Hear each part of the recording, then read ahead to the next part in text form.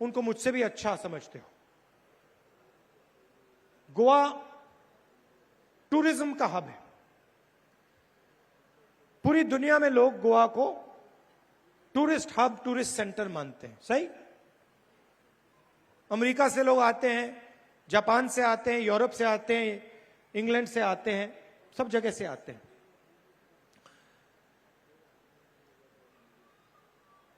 हजारों लोगों को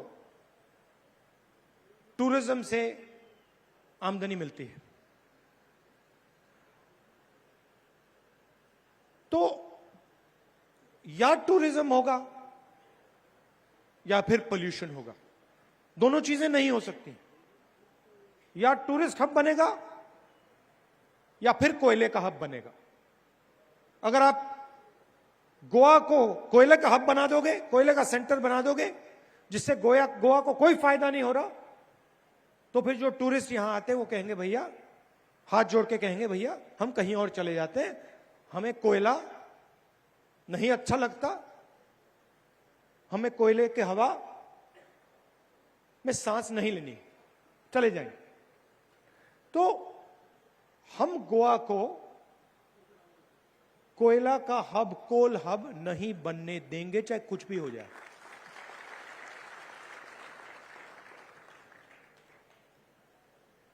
टूरिज्म में अलग अलग स्टेक होल्डर्स हैं।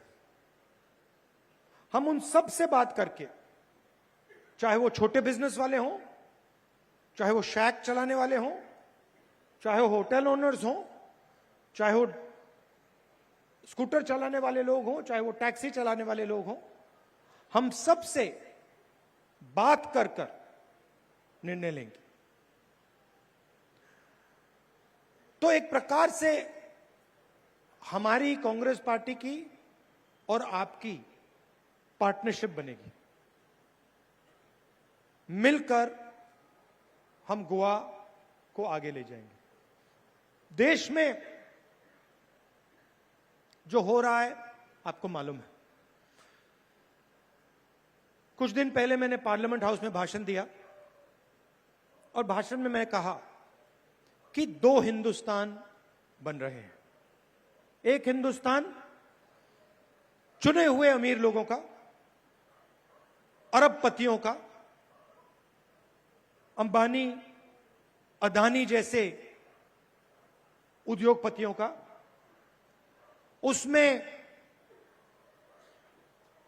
चमकते हुए घर, मर्सिडीज गाड़ी, हवाई जहाज, जो भी आपको चाहिए उस अमीर हिंदुस्तान में आपको मिल जाएगा। उस हिंदुस्तान में कानून से कुछ लेना देना नहीं। अगर आपको कुछ बनाना है, घर बनाना है, बनाओ। जो भी आपको करना है आप कर सकते हो। अमीर हिंदुस्तान, चुने हुए लोगों का हिंदुस्तान। दूसरी तरफ करोड़ों लोगों का हिंदुस्तान, गरीब हिंदुस्तान, बेरोजगार हिंदुस्तान। इस हिंदुस्तान में आपको ना शिक्षा मिलेगी, ना कोरोना के समय आपको स्वास्थ्य मिलेगा, अस्पताल नहीं जा पाएंगे, रोजगार नहीं मिल सकता, छोड़िए मनरेगा भी नहीं मिलेगा।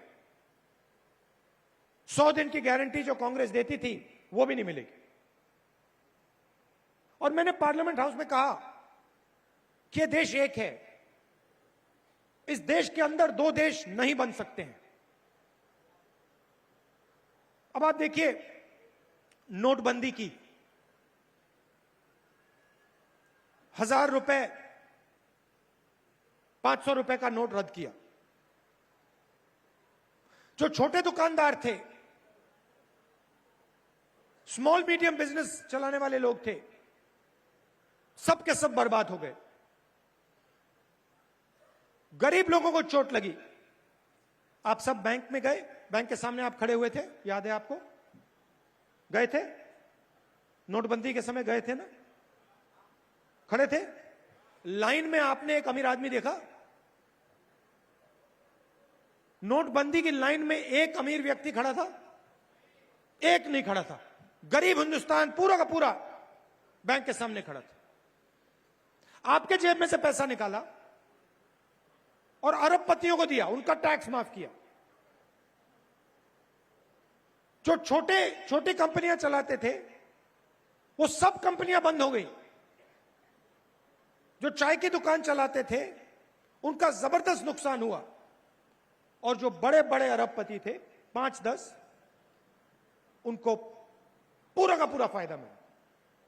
उसके बाद जीएसटी लागू करते हैं, गलत जीएसटी, 4-5 अलग अलग टैक्स। फायदा किसको हुआ? अमीर हिंदुस्तान को, 10-15 बड़े बड़े उद्योगपतियों को। हर एक बिजनेस में आपको उनके नाम दिखाई देंगे, चाहे वो पोर्ट्स हो, एयरपोर्ट्स हो। अब कृषि के बिजनेस में उनको डालने की कोशिश कर रहे हैं। 3 नए कानून लाए। पंजाब के किसानों ने, उत्तर प्रदेश के किसानों ने, पूरे देश के किसानों ने लड़ाई लड़ी, कानूनों को रद्द करवाया। तो पूरा का पूरा फायदा उन्हीं 10-15 लोगों को दिया जाता है। यहां पे कोयला का काम हो रहा है, फायदा किसको जा रहा है?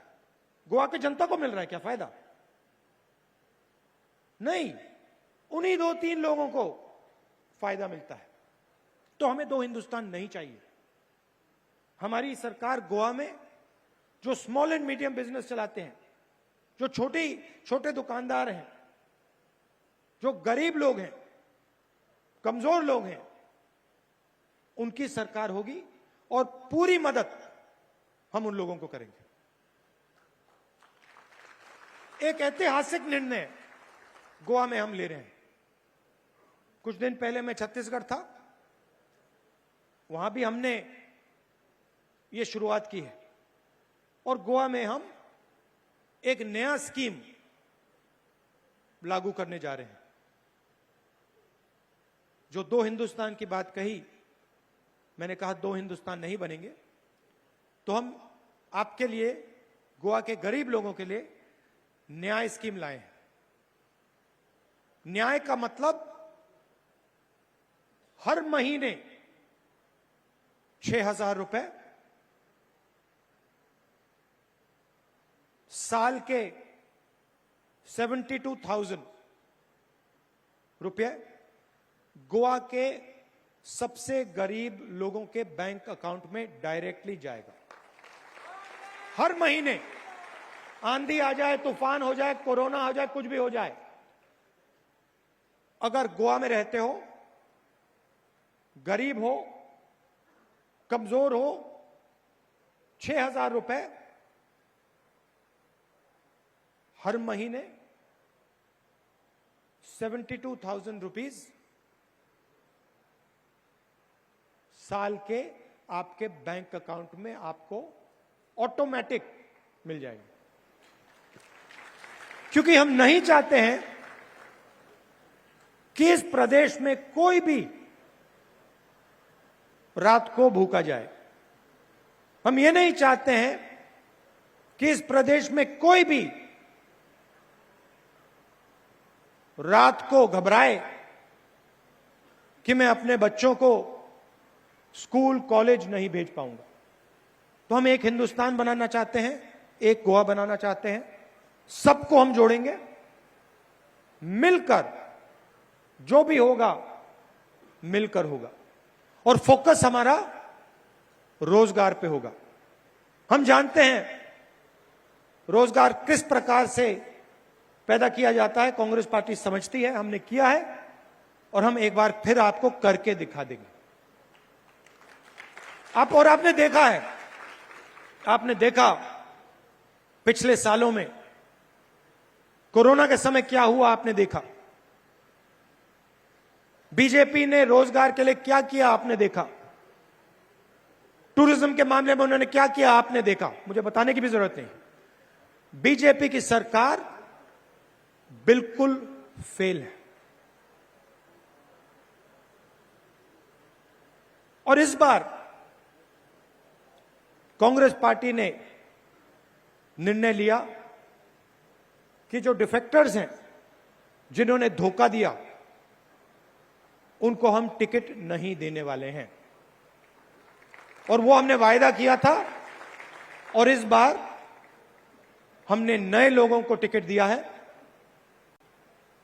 और फुल मेजॉरिटी से, पूरी मेजॉरिटी से गोवा में कांग्रेस पार्टी की सरकार बनने जा रही है।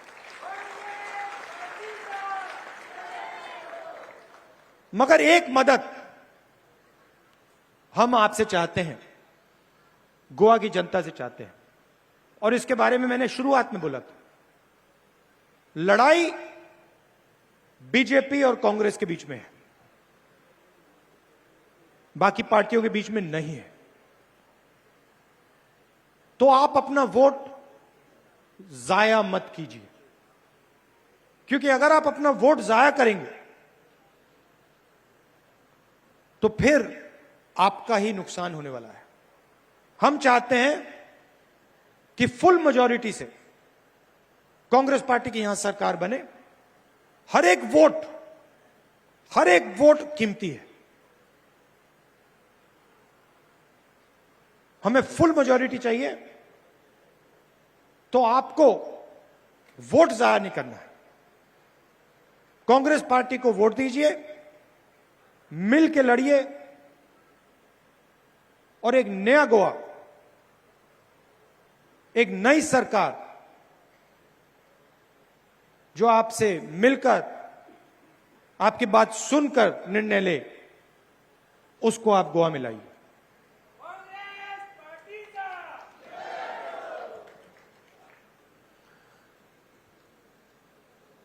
यहां आकर मुझे खुशी हर बार होती है। सिर्फ एक बात अच्छी नहीं लगती है कि मैं आता हूं, 1 या 2 दिन के लिए आता हूं और फिर चला जाता हूं। तो मैं चाहता हूं शायद मैं अगली बार आऊं, चुनाव के बाद आऊं, तो मैं 1-2 दिन के लिए ना आऊं, 7-8 दिन के लिए आऊं। यहां पे जो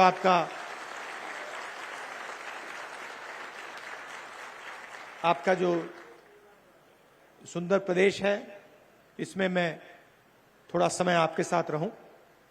तो चुनाव के बाद मैं जरूर आऊंगा और थोड़ा और समय आपके साथ यहां मैं रहूंगा। आपका बहुत बहुत धन्यवाद, दिल से धन्यवाद। और आप ये बात समझिए कि यहां पे आपके गोवा के लीडर्स हैं, ये आपकी सेना है, मगर मैं आपका दिल्ली में रिप्रेजेंटेटिव हूं, और जो भी आप मुझसे चाहेंगे मैं करने को तैयार हूं। तो आप खुल के, जब भी आप कुछ चाहें मुझसे, मेरे दरवाजे आपके लिए खुले हैं। मुझे आप कहिए कि देखिए, गोवा की जनता के सामने ये हमारा कष्ट है, हमें आपकी मदद चाहिए, मैं यहां हाजिर हो जाऊंगा। बहुत बहुत धन्यवाद, नमस्कार, जय हिंद। बहुत बहुत धन्यवाद राहुल जी। राहुल गांधी की, राहुल गांधी की, राहुल गांधी की। देव बरे करूं। आणि आता नमस्कार, मैं हूं मानक गुप्ता। अगर आपको हमारा ये वीडियो पसंद आया हो तो इसे लाइक और शेयर जरूर करें, और हां, हमें सब्सक्राइब और फॉलो करना ना भूलें, ताकि आप देश और दुनिया की कोई खबर मिस ना करें। तो जुड़े रहिए हमारे साथ और देखते रहिए News 24।